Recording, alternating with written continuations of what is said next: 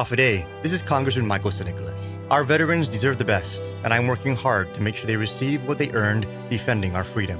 If you need help receiving the benefits you earned from the VA or the Defense Department, please call my office at 475-6453 or go online at stnicholas.house.gov. On behalf of a grateful community, thank you for your service. This ad was paid for with official funds from the office of Congressman Michael Nicholas.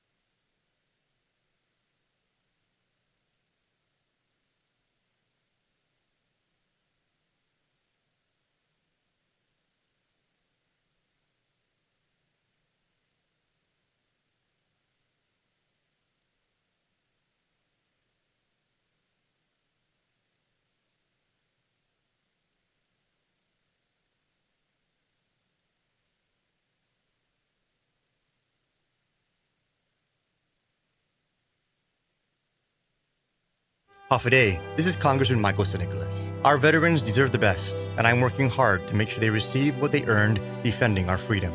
If you need help receiving the benefits you earned from the VA or the Defense Department, please call my office at 475-6453 or go online at stnicholas.house.gov. On behalf of a grateful community, thank you for your service. This ad was paid for with official funds from the office of Congressman Michael Nicholas.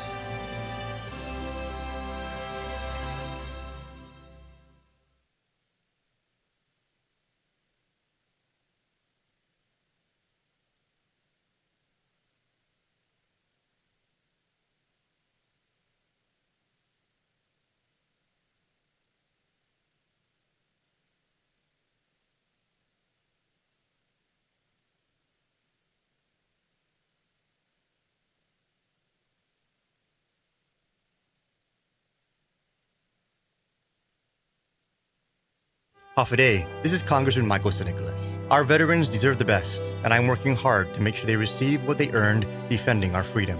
If you need help receiving the benefits you earned from the VA or the Defense Department, please call my office at 475-6453 or go online at stnicholas.house.gov. On behalf of a grateful community, thank you for your service. This ad was paid for with official funds from the office of Congressman Michael Nicholas.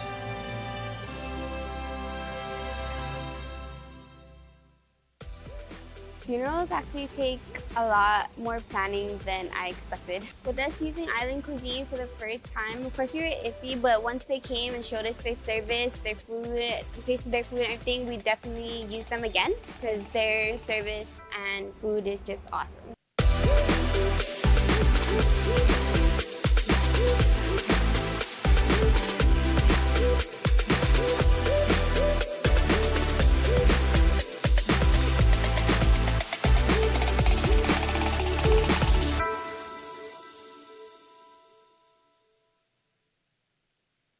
After Guam Xerox introducing the 2020 Toyota Tacoma Access Cab D-Max. Este na mês, got to be promo United Airlines, $1,000 United vouchers. After nanga, sabik man manono si Tacoma, Guam, Tacoma territory. Check Xerox, ginigi Atkins Pro Toyota, 671-788-2584. Alumbray, go Xerox, sinanagan sa 671-788-2584. After nanga, let's go places.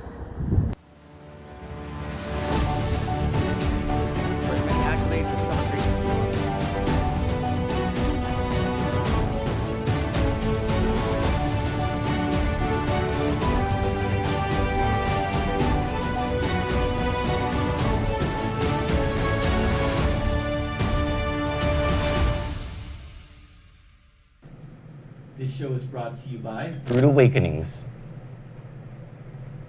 Buenas Micronesia, I'm Troy Torres. And I'm Johnny Rosario. Welcome to our Wednesday daytime show. It's our only daytime show of the week, well, that we have scheduled, and we're committed to every Wednesday because our sponsor is Brood Awakenings. Thank you, Brood Awakenings, for this Wednesday edition of Kandit News. It's almost nighttime, but that's because we had to get our stories in order. And as part of this sponsorship, We are going to mukbang it. Is that how you say Mukbang. it? Mukbang. Mukbang? Not mukbang. Muk- Well, it could be whatever Troy wants. If he says it's a mukbang, Well, we don't want to associate certain Yeah. things with Brewed Awakenings. Yes. But except for good food, and so I'm almost done with my coffee. Because, I finished mine just like that. Johnny. I cheated. Yeah. What is that? What is This is a California turkey wrap. Delicious. What's in it? Bacon, avocado, cucumber. I don't know what those sprouts things are called. Alfalfa sprouts? Alfalfa sprouts, lettuce, turkey. So that's not even though it looks like a diet plan, that's not a diet plan. No, this is delicious. This bacon. Yes, I think. I got the diet plan, but it's really good. This is a poke bowl, and it's got like I think it's a Caesar salad. I Okay. think that's what is a Caesar salad underneath. There's an egg, a layer of egg white, and then the I don't know it would taste good, but it tastes pretty good. And of course the coffee is really good. So thank you to our sponsors with Brewed Awakenings. Brewed Awakenings is located off of Route 16, right after the old Shell, or after the new Shell gas station, right before the curve. They're open early. They close at 6 p.m. And just check Jess and the girls and guys there. They make the food. It's so delicious. You know how the mango Danish thing? It was the best. And Prim, they have Oh, and- smoothies. and They have chachalans. acai bowls. They have I don't know if I'm saying it right. They have protein shakes. Prim had the roast beef sandwich. I normally got the turkey sandwich. Yeah. Can you read the magistrate's report so I can Oh yes, eat? sure. Yeah, sure. you don't mind, right? I don't mind at all. There's a couple. There were a lot of magistrates today, but there are a couple that deal with child abuse again, and what's the other one? Oh, it's here. Can you open it up on your screen? Well, The pictures, so the pictures can be up. There's only 2 of them, and the first one I will read is the mugshots are in. yes, it finally came in. Who am I looking for? You are looking for a Ronald Azuzu. yeah. Let's read him first. He looks young. Prim, do you have that? You can just do the first page, but then go to Troy's computer because his picture's there. It just came in, huh? Yeah. Rochelle Canto, Prim's favorite,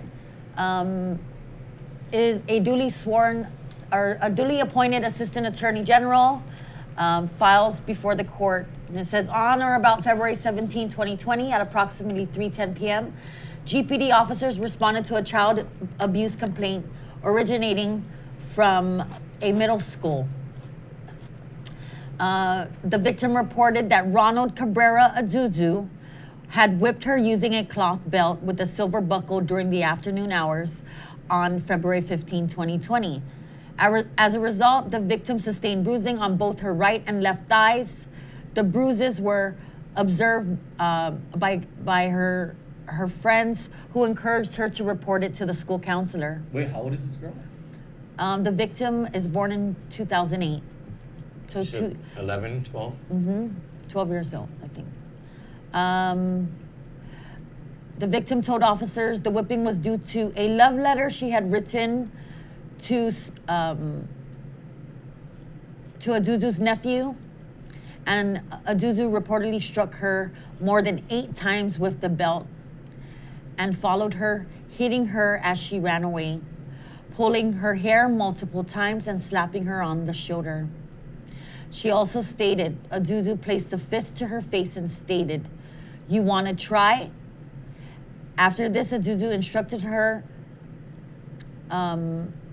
brother, who was 6 years old, to retrieve a knife from the kitchen, which he placed on his wrist, and threatened the victim that he would hurt himself and it would be the victim's fault.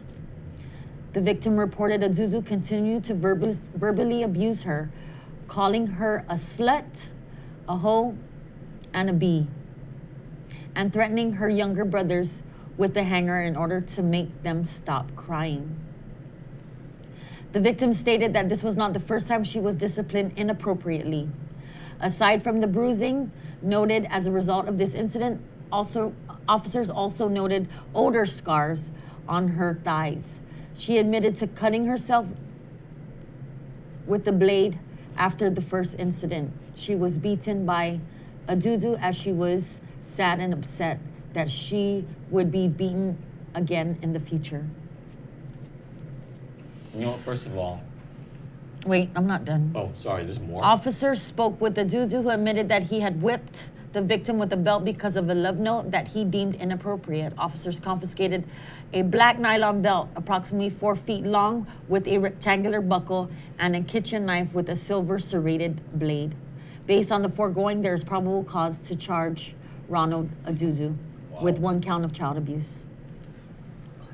Well, first of all, he looks more like a Pongla than Zuzu. That's, Yeah. yeah. Yeah. Oh, next, right? Oh, actually, I was gonna ask because our 2 top stories Oh, are anticipated, okay. and I have to be at that. Okay. You know what I mean? Let's do this. If you don't mind. No. So we're actually just gonna go to our top story first. We were gonna read you the other magistrate's report, but I have to be somewhere at 6 p.m. So if you could just bear with us, we'll go straight to our 2 top stories. And our first one is regarding Leighton Borja.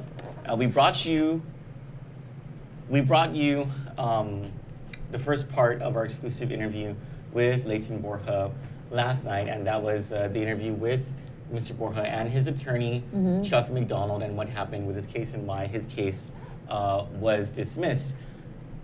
But today we bring you another part of the story. It's the part of the story that Leighton Borja himself really, it was a condition of conducting the interview that he wanted to say things about his attorney, who he's very grateful for. You know, so former Guam Police Department officers had evidence proving that Leighton Borja was innocent of drug charges and withheld that evidence from the grand jury that indicted Mr. Borja for drug trafficking. According to the former defendant, who was cleared of charges yesterday, he may not have been a free man if it wasn't for his defense lawyer, Chuck McDonald. It was Mr. McDonald and his investigator who noticed missing documents in Mr. Borja's discovery as they were preparing for trial. Those documents provided the evidence that Mr. Borja was innocent. The government knew about this and did not present this to the grand jury. Instead, police officers told a different story. And once the defense and the prosecutors found out about this, they worked in the interest of justice to dismiss the case. Judge Anita Sokola granted the dismissal Tuesday morning. Thanks to Mr. McDonald's diligence, Leighton Borja is a free man.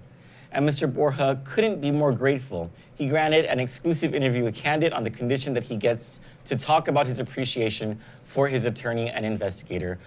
And let's watch this full interview now. This didn't go to a trial, so a jury didn't get to say guilty or non-guilty, but let me ask, are you innocent? Troy, I'm innocent.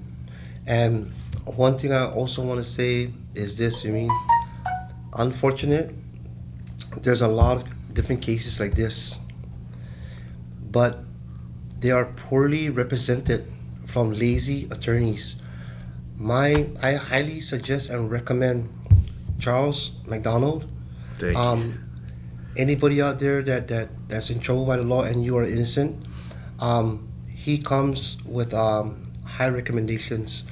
He has a great group team. He's investigator.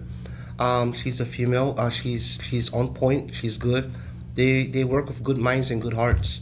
So think about what attorneys you guys go to help you. But I highly suggest and recommend that you hire this individual. He's worth every single penny. Did you guys communicate a lot throughout this case? Yes, we did. Yes. Yeah. And we had a lot of cases or hearings, right? So before the hearing, after the hearing, anytime you needed a question answered, you call me and I'll answer. So we had very good communication. Yeah. There are a lot of people out there who have cases and are between lawyers, or they don't have lawyers, or they're not satisfied with who they have right now. You were saying that there are people who are poorly represented. Yeah. Can you tell me more about that? Well, I know for a fact that it's because a lot of these attorneys, they will probably go to their client and have them plead guilty, even though the attorney knows that he can beat it, that the law was wrong. So they try to cut a deal quick to get paid, get that paycheck, and stuff like that. But what these, not all, there is good attorneys, but the ones that already have lost the passion to support the client. But I really truly believe that with the right attorney and stuff like that, and with passion that the attorney has, that he'll find every which way to prove that a person is innocent. And this man is good. Friends and family on the island, take it from me, I'm telling you right now. If you have friends or family members that are in trouble with the law and you know they're innocent, give this attorney a call, okay? He is good. Former prosecutor Peter Santos wrote to Kandit News that he knew Guam police officer Joey Uggan was lying about striking Jobert Carlos with an open-handed hit to Mr. Carlos's gut, and left Mr. Uggan's statement untouched via the magistrate's complaint against Mr. Carlos. This information directly contradicts the statements made by Attorney General Levin Camacho and Chief Prosecutor Basil O'Malley during a news conference Tuesday, where they explained why they would not pursue charges against Mr. Uggan for police brutality. At the heart of their reason to not prosecute is their so-called belief based on the viral video of the assault that Mr. Uggan struck Mr. Carlos with an open palm and not a closed fist, which would have constituted excessive police force. Witness Anthony Smith, who recorded the viral video, said he clearly saw Mr. Uggan strike his cuffed victim with a closed fist hard. Mr. Camacho and Mr. O'Malley said that according to the witnesses, the three police officers standing behind Mr. Carlos and Mr. Uggan, their colleague struck the cuffed man with an open palm. The video clearly depicts Mr. Uggan hurling a closed fist towards Mr. Carlos at high velocity before Mr. Carlos recoils from the blow. The police officer's statements matched those contained in December 4, 2019 magistrate's complaint against Mr. Carlos for his arrest on December 3rd. In it, Mr. Santos informs the court that, quote, Jobert Boiser Carlos thrust himself backwards towards the officer and kicked the rear bumper of the patrol car. The officer then conducted an open palm strike to the abdomen of Jobert Boiser Carlos to gain compliance, after which Jobert Boiser Carlos was placed back into the patrol car, end quote. In a previous story posted on Kandit and its accompanying Facebook post, Mr. Santos made it clear that the information contained in the magistrate's complaint was an untouched version of the police report by the officers involved in the arrest. Including Mr. Uggan. Last Wednesday, Mr. Santos messaged Kandit to explain why he had not submitted a magistrate's complaint with truthful information about the closed fist strike following his review of the viral video in the Carlos case. If I changed what he, meaning Uggan, submitted, it would not put him on the hook for his wrongdoing, Mr. Santos stated. I had to use the very words to illustrate his actions. I needed to preserve his actions, including his report, so investigators can later piece it all together. But the investigators at the AG's office didn't piece that together at all, and certainly did not take the position that Mr. Uggan and the other officers were lying. I asked Mr. Santos, so you knew he was lying, but needed to use it so that he can be held accountable for the alleged assault against the person he arrested? Like helping to make sure Officer Uggan doesn't get away with what he did? He replied, to show his lie to the AG's office, yes. We asked, but then you need his lies to have criminal charges filed against the person who he was arresting? Meaning Carlos. What happens to him? Uggan now. He replied, the investigation against Uggan will turn on video and his report, which I merely transpose, which will show his actions. If I had modified the report, he might not have been held accountable. I asked him, are prosecutors allowed to use police reports that they know are not truthful? Is that fair? He replied to me, so that the investigators can retrace. Prosecutors are at the mercy of the police reports. We cannot tell what was what from what. Mr. Santos was upset with Kandit for our assertion during one of our newscasts that he was helping Mr. Uggan to cover up the police brutality incident. To the contrary, he tells us, as a prosecutor, he was helping to expose Mr. Uggan. Quote, also consider this. If I had hid the fact and not put it on the magistrate's complaint, you would have never known what he wrote. Police reports don't get released. So in actuality, I was exposing him and you guys got it exactly wrong and claimed I was covering up for him, end quote. And yet, on Tuesday, despite the AG's office knowing Mr. Uggan was lying, the Attorney General decided not to prosecute him for police brutality. My favorite comment on this is from Josefa Kaipat, who says, Pura Taki. That's exactly what it is. Thank you, Ms. Kaipat, for that. Jacob Nakamura says, I'm confused.